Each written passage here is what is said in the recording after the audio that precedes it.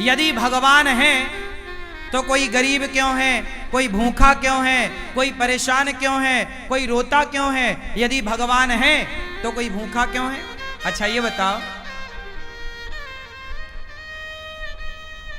भगवान ने ही तो तुम्हें ये स्वस्थ शरीर दिया है और पांव दिए हैं, हाथ दिए हैं, बना दिया ना तुम्हें कमा के खाने लायक। अब तुम कमा के खाने लायक हो फिर भी भूखों मरो तो इसमें भगवान का दोष है कि तुम्हारी अकर्मण्यता है। अरे तुम काम करते तो भूखों काहे मरते? बोलो, हर जगह भगवान दोषी है क्या? भगवान थोड़ी किसी को भूखा मार रहे हैं। भगवान ने तो कमा के खाने की आपको ताकत दे रखी है। पांव दिए हैं, हाथ दिए हैं। टाटा, बिड़ला, अडानी, अंबानी, अंबानी के पास भी दो ही हाथ है, आपके पास भी दो हाथ है। उसके पास भी इतना बड़ा दिमाग है, आपके पास भी उतना ही बड़ा दिमाग है। उसकी भी किडनी उतनी है जितनी आपकी है। उसके शरीर में भी लगभग उतना खून है जितना आपके में है। क्या ज्यादा दिया ईश्वर ने? उसने मेहनत की, उसने दिमाग लगाया, तो आज उसके पास सबसे ज्यादा पैसा है। तो ईश्वर ने तो आप सबको सब कुछ दे रखा है। आप अपने मन का, इंद्रियों का, अपने बुद्धि का सदुपयोग करो तो कोई गरीब नहीं होगा। कमाओ ना। किसने हाथ पकड़ा है? अंबानी तो नहीं कहते कि मैं गरीब हूं, मेरे पास खाने को नहीं है। वो मेहनत करते हैं, आप करो ना मेहनत। और भगवान को गालियां देने से क्या होगा? भगवान को कोसने से क्या होगा? अरे भगवान होते तो कोई गरीब क्यों होता? अरे भगवान है, सब तो दिया तुम्हें। देखने को आंख दी, सुनने को कान दिया, चलने को पांव दिया। ये कोई तुम्हारे बाप ने थोड़ी दिया है। क्यों? तुम्हारे पांव तुम्हारे बाप ने दिए हैं क्या? तुम्हारी आंख तुम्हारे बाप ने दी है क्या? सब कुछ भगवान ने तो दे रखा है। अब फिर भी तुम भूखों मरो तो इसमें भगवान का क्या दोष है? तुम करते क्यों नहीं हो काम? इसलिए हर चीज के दोषी भगवान नहीं होते। आज का इंसान अपना दोष नहीं मानता कुछ। वो अपने ऊपर नहीं लेता कि जी मैं भी तो निकम्मा हूं। आजकल के लोग करते धरते कुछ नहीं है और चाहते इतना सारा है। हमारे पास हम धन्ना सेठ हो जाएं, पैसा हो जाए। अरे पैसा हो जाएगा, मेहनत करते हो क्या? मेहनत करने की क्षमता है?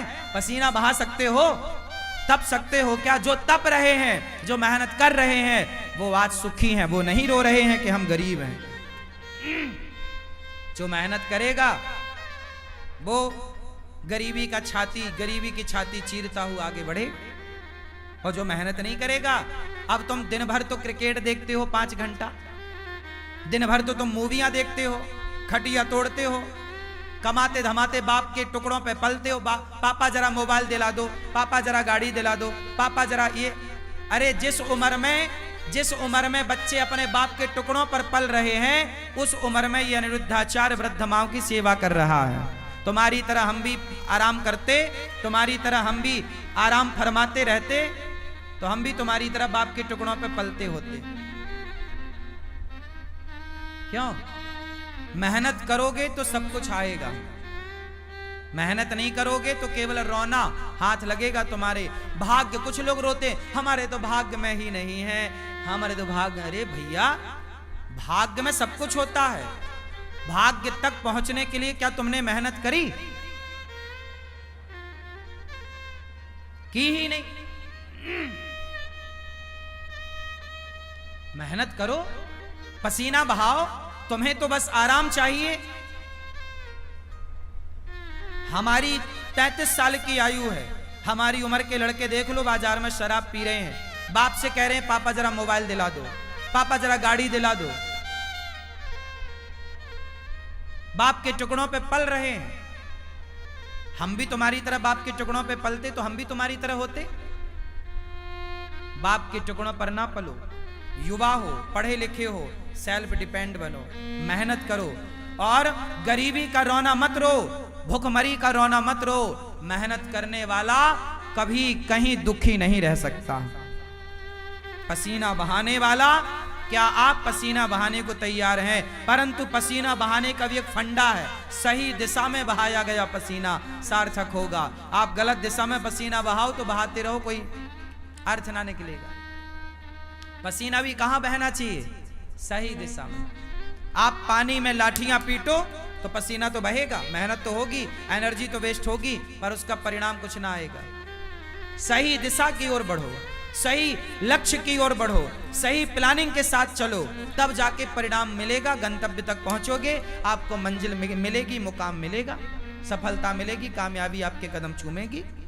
वरना रोते रहो फिर गरीबी के नाम पे, भगवान के नाम पे और भाग्य के नाम पे। ना तो मैं भगवान के नाम पे रोता, ना तो मैं गरीबी के नाम पे रोता, ना तो मैं भाग्य के नाम पे रोता।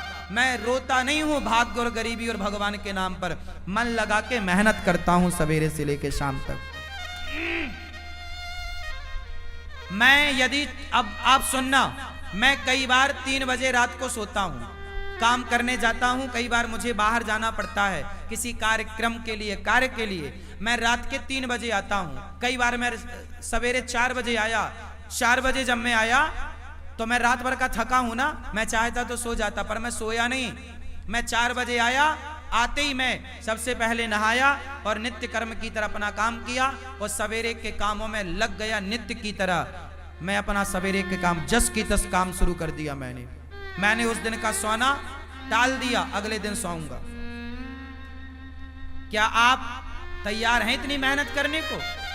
नींद को कुर्बान करने को तैयार हैं? आजकल के लोग जरा काम करते हैं थक जाते हैं। आजकल के लड़के बिस्तर पे 10 बजे सो के उठते हैं, माँ मम्मी ओ बिस्किट दे दो, जरा कहाँ रखी है, जरा चाय दे दो। ये नालायक, तुम्हें बिस्तर में बिस्किट चाय चाहिए, 10 बजे सो के उठते हो।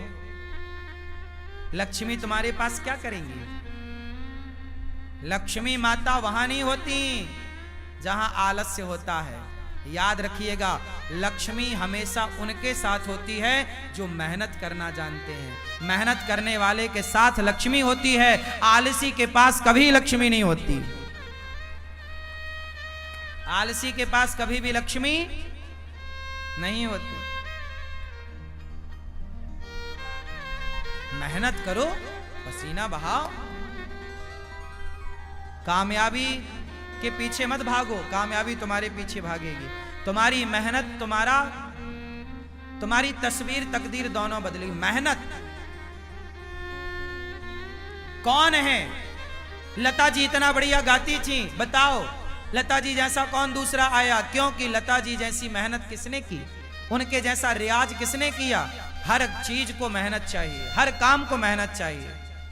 बिजनेस करना है तो व्यापार किससे चलेगा? व्यवहार से चलेगा, प्लान से चलेगा, दिमाग से चलेगा। है नहीं दिमाग, प्लानिंग है नहीं, तो कैसे चलेगा? मेहनत करना नहीं है।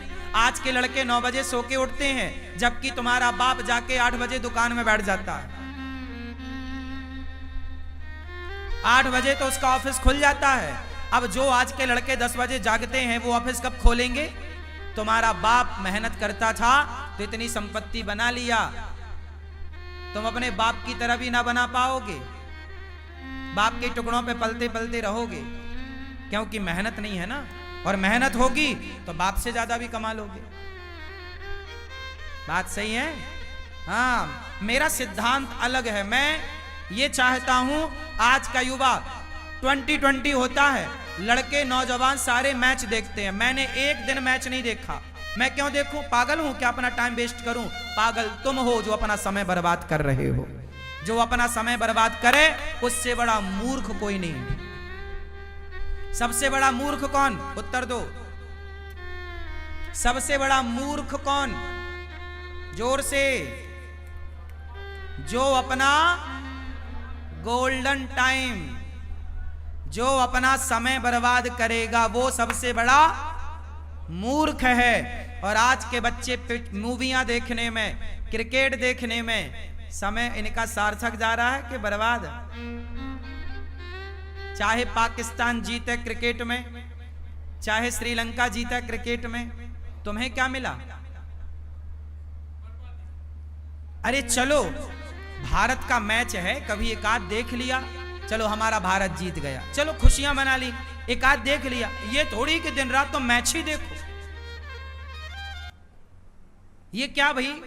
जिस समय में आज के बच्चों को कामयाब हो जाना चाहिए, उस समय में ये चौका छक्के में तालियां बजाने में लगे हुए हैं। ये उम्र तुम्हारे सफल होने की है, ये उम्र तुम्हारे कामयाब होने की है। अनिरुद्धाचार्य जब 17 साल का था, जब मैं 17 साल का था ना, तब मेरे ऊपर घर की जिम्मेदारी आ गई थी कि घर में नमक है कि नहीं, तेल है कि नहीं, दाल है कि नहीं, चावल है कि नहीं, आटा है कि नहीं। यदि घर में चूल्हा जलता, मैं मेहनत करूंगा तो चूल्हा जलेगा, नहीं करूंगा तो चूल्हा नहीं जलेगा, ये स्थिति थी। 17 साल की उम्र से मैं कमाने लग गया, काम करने लग गया, परिवार की जिम्मेदारी कंधे पे आ गई और तब से काम करता रहा हूं। और आप अपनी एक माँ की सेवा कर लो तो बड़ी कृपा है। आज आपका ये बेटा, आपका ये भाई 280 वृद्ध माओं की सेवा कर रहा है, बेसहारा माओं की सेवा कर रहा है। और ये बच्चे अभी क्रिकेट देखने में लगे, समय बर्बाद करने में लगे हैं। सार्थक समय वापस ना आएगा। समय के पास इतना समय नहीं है कि वो आपको फिर से समय दे सके। समय समय पर होता है, समय समय की बात। राम जन्म का दिन बड़ा, कृष्ण जन्म की रात। सबसे समझदार कौन? जो अपने प्रत्येक क्षण का सदुपयोग कर ले, वो समय का सदुपयोग करने वाला समझदार है। समय का दुरुपयोग करने वाला मूर्ख है। और सबसे बड़ा धन है संतोष। जितना विधाता दे दे उतना बहुत है, लेकिन मेहनत जारी। मेहनत तो बहुत आगे करो, खूब मेहनत करो, लेकिन जितना मिल रहा है कंपटीशन मत रखो कि उसके पास ज्यादा उसके भाग्य का है, हम उससे कंपटीशन क्यों करें। मेरा कंपटीशन किसी से नहीं है। तेरे भाग्य का तू खा रहा है, मेरे भाग्य का मैं खा रहा हूं। तेरे हिस्से की मेहनत तू कर रहा, मेरे हिस्से की मेहनत सारे करो। मेहनत का फल ईश्वर देंगे। बस मैं मेहनत करूं, मैं आपसे ईर्ष्या क्यों करूं कि तुम ज्यादा कमाओ। भैया तुम भी कमाओ, ये संसार है, सब कमाओ। कोई हाथ थोड़ी पकड़ता किसी का। तुम अपने भाग्य का खाओगे, मैं अपने भाग्य का खाऊंगा। रावण अपने भाग्य का खाता, विभीषण अपने भाग्य का खाता। रावण के भाग्य में सर्वनाश था, विभीषण के भाग्य में लंका थी। तो भाग्य का कहीं ना जाएगा, लेकिन मेहनत करो। भाग्य भी तब आपके साथ देगा, भाग्य भी जब आप मेहनत करोगे। यदि विभीषण ने राम का साथ ना दिया होता तो क्या विभीषण का भाग्य विभीषण का साथ देता? इसलिए बिल्कुल पक्की बात है कि आपको सफल होना है, भाग्य के भरोसे रहना नहीं है, पर काम करना, मेहनत करना। खूब डट के मेहनत करो, तपाओ अपने आप को, काम की भट्टी में डाल दो अपने आप को, तपते रहो, सीखते रहो। हर दिन कुछ नया सीखो, हर दिन कुछ नया एक्सपेरिमेंट करो, हर दिन कुछ नया सोचो, हर दिन एक नए विचार के साथ जागो, हर दिन एक नई एनर्जी के साथ खड़े हो, हर दिन एक नया इतिहास लिखने के लिए तैयार रहो। क्यों मेरी मां? आराम नहीं। आज के नौजवान बच्चों की तरह मैं सोता नहीं, आजकल के नौजवान बच्चों की तरह मैं फूहड़बाजी नहीं करता, आजकल के नौजवान बच्चों की तरह मैं पिज्जा बर्गर खाता नहीं, आजकल के बच्चों की तरह मैं विचारधारा नहीं रखता, आजकल के बच्चों की तरह मैं सोचता भी नहीं। तुम जो सोचते हो ना, ऐसी सोच को तो मैं लात मारता हूं। तुम्हारी सोच घटिया है, बढ़िया सोचो, बढ़िया लोगों की संगत। कैकई माता ने, भरत जैसी माँ है, भरत की माँ है कैकई, राम ने दूध पिया है माता कैकई का, लेकिन कैकई की बुद्धि भ्रष्ट हो गई मंथरा की संगति से।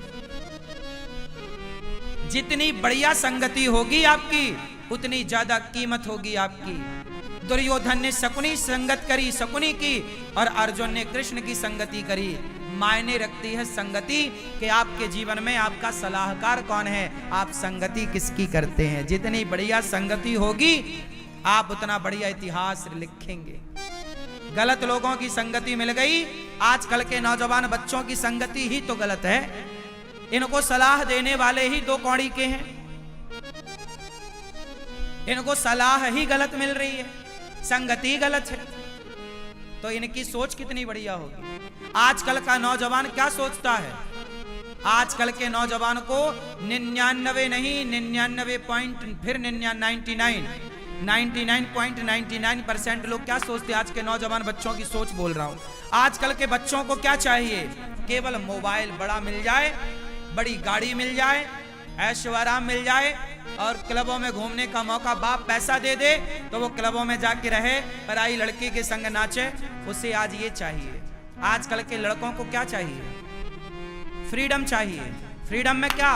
बढ़िया मोबाइल, बढ़िया लैपटॉप, बढ़िया गाड़ी, बढ़िया व्यवस्था, 5 स्टार होटल, बढ़िया एक लड़की चाहिए, उसके संग वो घूमेगा, लिवन में रहेगा, बस।